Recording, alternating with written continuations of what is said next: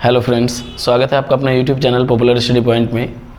आज हम लोग क्लास 10th के बहुत इंपॉर्टेंट टॉपिक विवेचक या फिर उसी का दूसरा नाम है व्युत्कर के सभी प्रश्नों को हल करेंगे। और इससे पहले मैं आप लोग को बता दूं कि यह सवाल काफ़ी इम्पोर्टेंट है क्लास 10th के लिए और इस चैप्टर से एक ना एक प्रश्न अवश्य दिया जाता है, चाहे वो ऑब्जेक्टिव हो या अथवा सब्जेक्टिव हो। तो इसके लिए हम लोग सबसे पहले इसके पूरे के पूरे कॉन्सेप्ट को समझते हैं और हम लोग देखते हैं कि इसको आखिर हम लोग कैसे सॉल्व करते हैं। तो सबसे पहले हमेशा याद रखना है विवेचक, है ना, निकालना क्या हमको, विवेचक या फिर विविधकर, है ना। तो विवेचक या विविधकर दोनों का अर्थ एक ही होता है, मतलब नाम एक ही है लेकिन आदमी एक है, ऐसा है। तो विवेचक को हम लोग डी से सूचित करते हैं और इसका फॉर्मूला होता है बी स्क्वायर माइनस 4ac, ठीक है ना। इसका क्या फॉर्मूला होता है, बी स्क्वायर माइनस 4ac। जैसा कि आप लोग पिछले वीडियो में देखे होंगे और यदि आप लोगों ने मेरा पिछला वीडियो नहीं देखा है तो लिंक डिस्क्रिप्शन में दिया जाएगा और आप उसे अवश्य देख लें। सबसे पहले विवेचक या फिर विविधकर दोनों का अर्थ एक ही होता है, जिसका फॉर्मूला होता है बी स्क्वायर माइनस 4ac। इस विवेचक के तहत बहुत सारे क्वेश्चंस और भी सॉल्व होते हैं। जैसे आप लोगों को ऐसे भी सवाल दिए जाएंगे कि यदि मूलों का प्रकृति का अस्तित्व है तो उन्हें ज्ञात करें, और यदि मूलों का प्रकृति का अस्तित्व नहीं है तो उसे नहीं निकाला जाता है ना। तो सबसे पहले हम लोग यह देखते हैं कि विवेचक कैसे निकालते हैं। जिस टॉपिक पे आज हम लोग बात करने जा रहे हैं पहले उसे क्लियर करते हैं, उसके बाद अगले वीडियो पे हम लोग इससे रिलेटेड दूसरा वीडियो भी बनाएंगे। तो सबसे पहले हम लोग किसी भी सवाल में यदि विवेचक ज्ञात करने के लिए दिया जाएगा तो हम लोग निकालते कैसे हैं। तो सबसे पहले हम लोग इन चार उदाहरण को सॉल्व करेंगे। पहला उदाहरण हम लोग ले रहे हैं 2x square minus 7x plus 6 बराबर 0, ठीक है। निकालना क्या है, सबसे पहले हमको b का आवश्यकता होगा, a का आवश्यकता होगा और c का आवश्यकता होगा।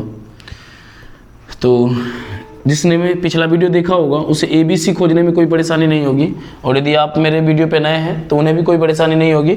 मैं इसे एक बार फिर से रिवीजन करवा देता हूँ।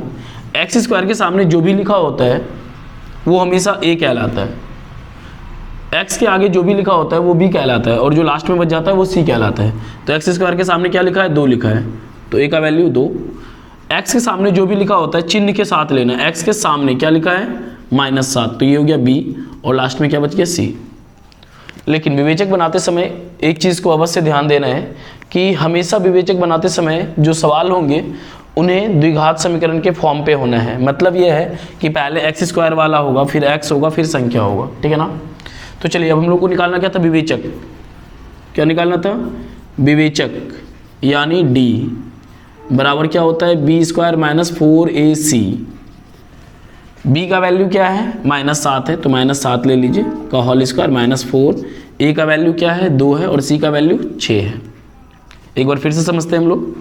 ये फॉर्मूला है बी स्क्वायर माइनस 4ac, जिसे आपको याद करना होगा। b का मान क्या है, -7, स्क्वायर था तो स्क्वायर, माइनस है तो -4 है, तो 4a का वैल्यू क्या है, 2, और c का वैल्यू क्या है, 6।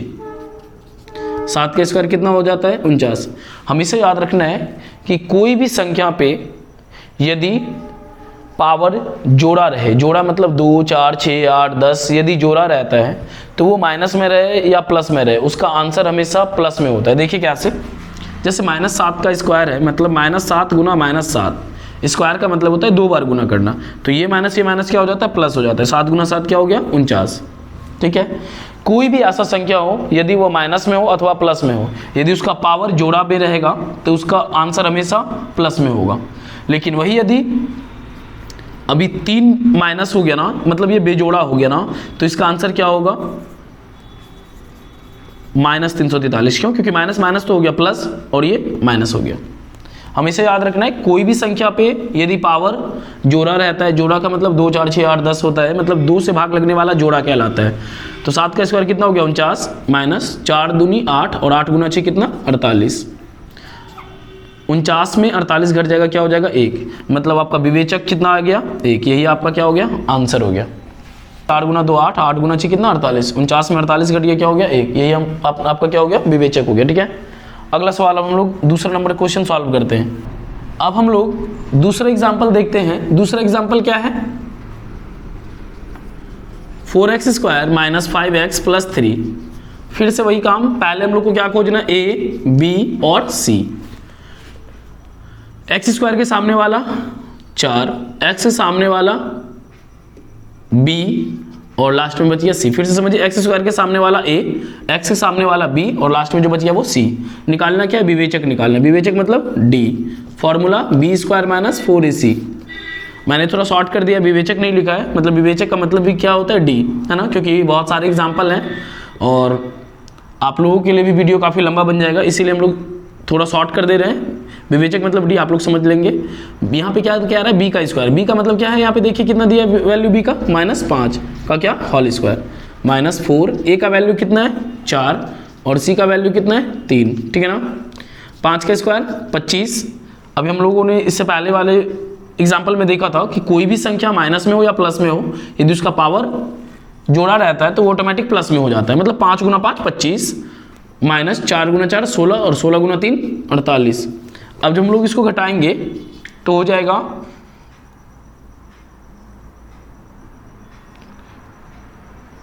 -23। कितना हो जाएगा? -23। यही किसका वैल्यू हो गया? डी का वैल्यू हो गया। इस तरह से हमारा विवेचक निकल गया। अब हम लोग तीसरा एग्जांपल देखते हैं।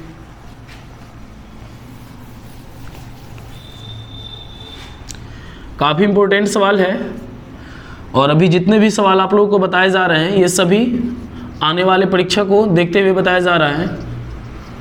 फिर से हम लोगों का क्या काम है? ए, बी और सी। बहुत सारे बच्चे जैसे ही रूट देखते हैं उनके पसीने आने लगते हैं, लेकिन आप लोग अच्छे से देखिए, आपको किसी तरह की कोई परेशानी नहीं होगी। एक्स स्क्वायर के सामने क्या होता है? ए कहलाता है, तो ए का वैल्यू √2। एक्स के सामने क्या होता है? बी और जो लास्ट में बची है वो फाइनली सी, मतलब ए बी सी, है ना। अब हम लोग क्या करते हैं? विवेचक, that means D, B square minus 4ac। B का वैल्यू क्या हो गया? 7, तो स्क्वायर कर दीजिए, -4। ए का वैल्यू क्या? √2 और सी का वैल्यू क्या?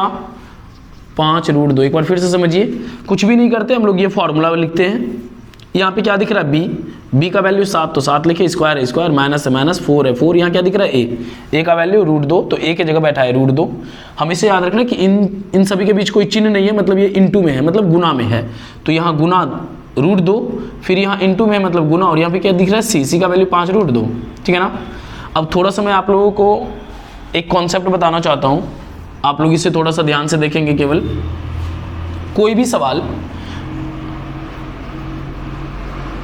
यदि दोनों संख्या रूट में रहता है तो ऐसे जनरली समझ लीजिए 2 गुना 2 4 होता है, 4 का √2 होता है। लेकिन आपको इतना कुछ समझने की कोई आवश्यकता नहीं होगी।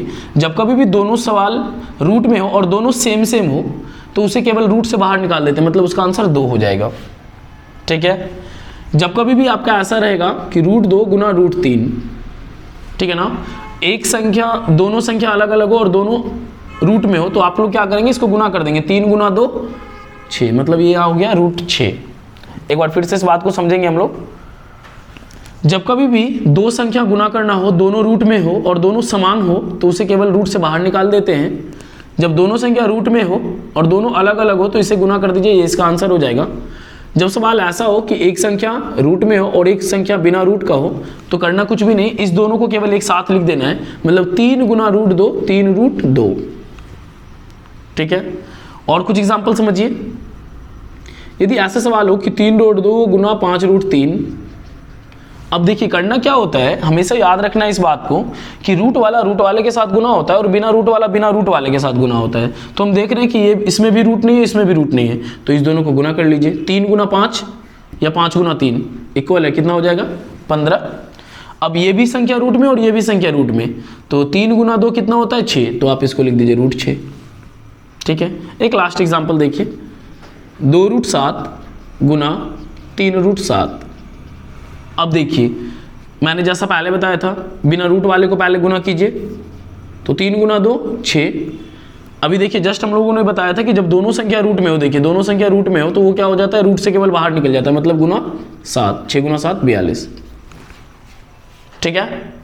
6 गुना 7 क्या हो गया? 42। तो चलिए अब हम लोग आते हैं सवाल पे, फिर से लौटते हैं। तो सवाल ये था हम लोगों का, हम लोग ए बी सी निकाले, एक एक्स स्क्वायर के सामने ए, एक्स के सामने बी और ये बच गया सी। डी बराबर होता है B square minus 4ac। B का मान क्या है? 7 है, तो 7 का स्क्वायर माइनस है तो -4 है, तो 4। ए का मान क्या है? √2 और सी का वैल्यू 5 √2, ठीक है। 7 का स्क्वायर 49, 7 गुना 7 49 होता है, माइनस, अब हम लोगों ने अभी जस्ट पढ़ा था क्या कि बिना रूट वाले को बिना रूट वाले के साथ गुना करते हैं।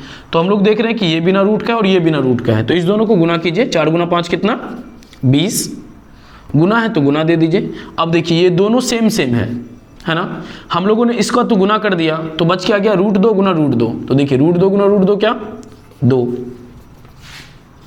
49 माइनस 20 गुना 2 कितना 40, और 49 में 40 घट जाएगा तो 9। इस तरह से ये हमारा विवेचक निकल गया। अब अंतिम सवाल चौथा,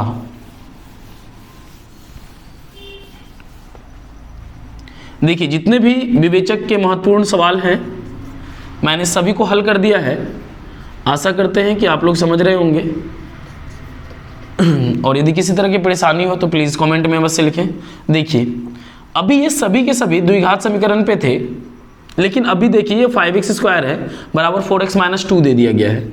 तो आप लोग क्या करेंगे, पहले इसको द्विघात समीकरण के फॉर्म पे लाएंगे। तो कैसे लाएंगे, बिल्कुल आसान है, ये 5x² लिख दीजिए। ये जो प्लस है बराबर किस साइड आ जाएगा तो क्या हो जाएगा माइनस, और ये माइनस बराबर किस साइड आ जाएगा तो प्लस, ठीक है ना। अब क्या करेंगे हम लोग a, b और c। बहुत सारे बच्चे लगभग इस सवाल में काफ़ी गलती कर जाते हैं, इसीलिए हमने इस सवाल को अंतिम में रखा। x² के सामने वाला क्या कहलाता है, a कहलाता है, तो 5, x से सामने वाला b कहलाता है, और लास्ट c। फिर से क्या निकालना है d, b² - 4ac। b का वैल्यू कितना -4 का होल स्क्वायर -4, a का वैल्यू कितना 5 और c का वैल्यू 2। तो 4 का स्क्वायर 16, 5 गुना 4 20, 20 गुना 2 40। अब जब इसको घटाएंगे तो कितना हो जाएगा -24, ठीक है।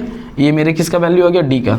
इसी के साथ साथ विवेचक, आशा करते हैं कि आप लोगों को समझ में आया हो, और इसी तरह के सभी वीडियोस मैं लगातार यूट्यूब पे अपलोड करूँगा। और मेरा यह उद्देश्य है कि जितने भी बच्चे कमज़ोर से कमज़ोर हो वो अवश्य इस चैनल पे आएँ, और मैं कोशिश करूंगा कि इससे भी आसान तरीके से आप लोगों को पढ़ाया जाए, ताकि कोई भी बच्चे मैट्रिक के एग्ज़ाम में ना फंसे और वो अवश्य पास कर जाएं।